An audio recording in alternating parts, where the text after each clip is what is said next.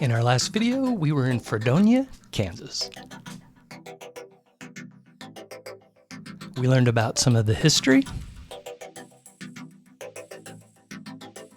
strolled the streets of the historic downtown, and checked out some of the abundant street art. In this video, we're in Independence, Kansas.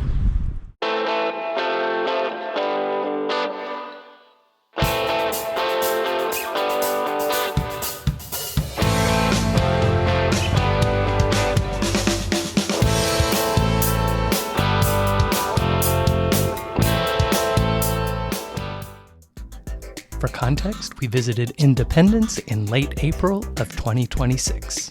It was the 10th stop on what we're calling Wanderlust 2026, our road trip from Central Florida to Kansas and back again. A little history of Independence as we stroll past these residential homes on our way to the heart of downtown. Independence was settled on land purchased by George Brown for the price of $50 in 1869 and was incorporated in 1870. It was named in commemoration of the Declaration of Independence. Between 1880 and 1920, the town was heavily shaped by the discovery of natural gas and oil. Today, the population is about 8,500. Yeah, this is one of those downtowns where it seems to belie the population. It just seems like it belongs to a bigger city to me. Throughout downtown, you'll notice a series of plaques mounted on historical buildings. Most of the commercial buildings were built between 1880 and 1920, and these plaques detail how the town transformed during this boom period. Definitely a great idea, and basically made this a guided walking tour.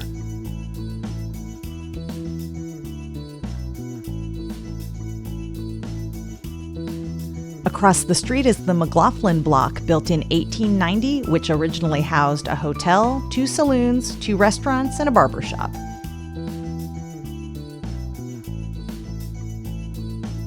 Here's an example of one of those plaques. This served as a flour and feed store in 1890. The large brick building across the street was the Blakesley Motor Company building, built in 1918. It housed high-end vehicles and served as a car dealership until 1926.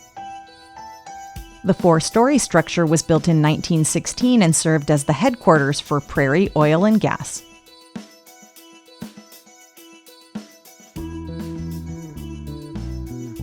The Booth Hotel was constructed in 1911 and remained a hotel until the 60s. Today it's been meticulously restored as residential units. I'm so happy they found a use for that cool old building.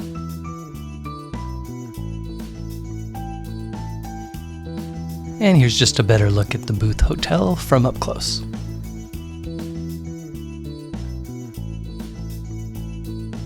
Although we did find some street art in Independence, there wasn't enough for a dedicated section in the video.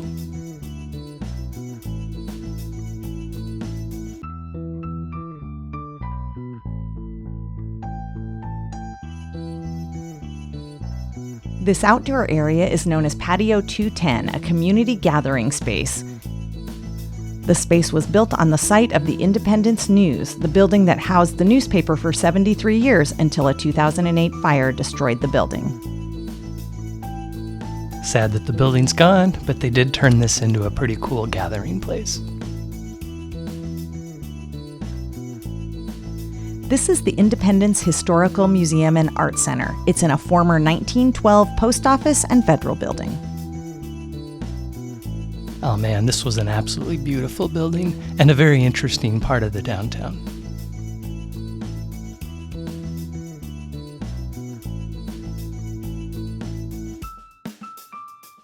If you're unfamiliar with our videos, about half of our stops are completely unplanned. We just happen to be driving near a town that has a historic downtown. This would be an example of that. It wasn't on our radar, we saw it on the map, had to check it out, and I'm really glad that we did. To be fair, the same could be said for the Fredonia video that we released just before this one. Our actual destination for this day was Ozark, Missouri, which will of course be our next video.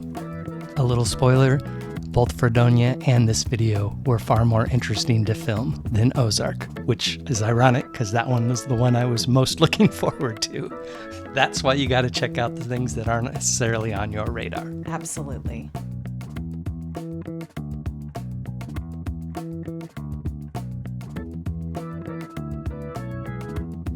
This tall building was the professional building built in 1920 as a bank. I was excited to read that as of 2026, it is starting renovations. It's slated mixed use, commercial, and residential.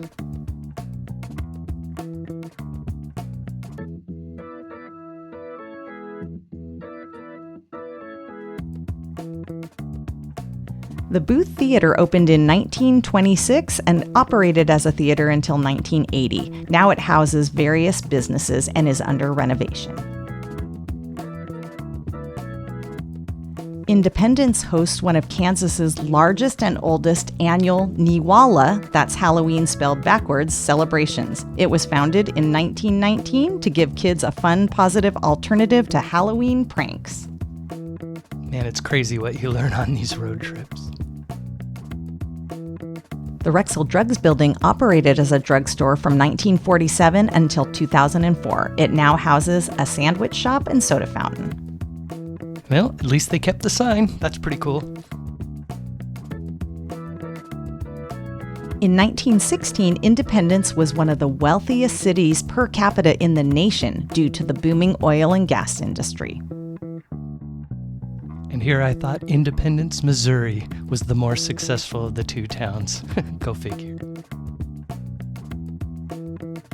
And here's a fun fact. Independence hosted the first ever night baseball game using a permanent lighting system, April 17th, 1930. The Independence producers defeated the House of David team 9-1 in front of 1,700 spectators.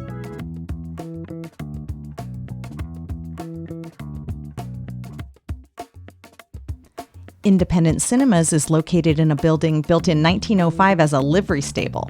In 1923, it was converted to a garage with a skating rink on the second floor. It's been a movie theater since 1988. Speaking of relics, did you see that old Sears building? We stayed downtown, but just 13 miles southwest is the Little House on the Prairie Museum, a reconstruction of the log cabin where famous author Laura Ingalls Wilder lived as a child.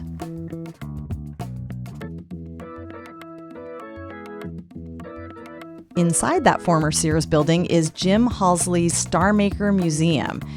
Jim is an Independence native and was legendary in the music world, managing over 30 Country Music Hall of Fame inductees. And if you're interested in touring his museum, it looks like it is by appointment only.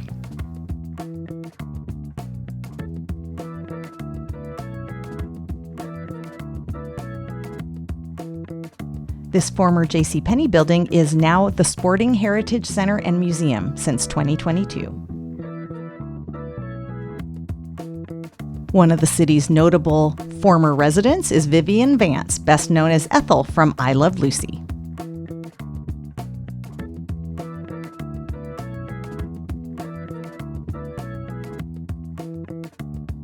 This VFW post was founded in 1930.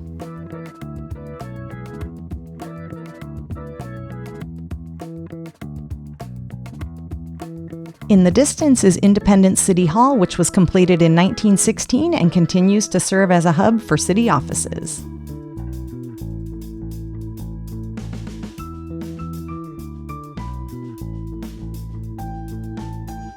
And another interesting tidbit, Miss Abel, a rhesus monkey born at a local zoo, was one of the first 2 monkeys successfully sent into space and safely recovered in 1959. Seems like every city or town has an interesting story to tell. Independence is no exception.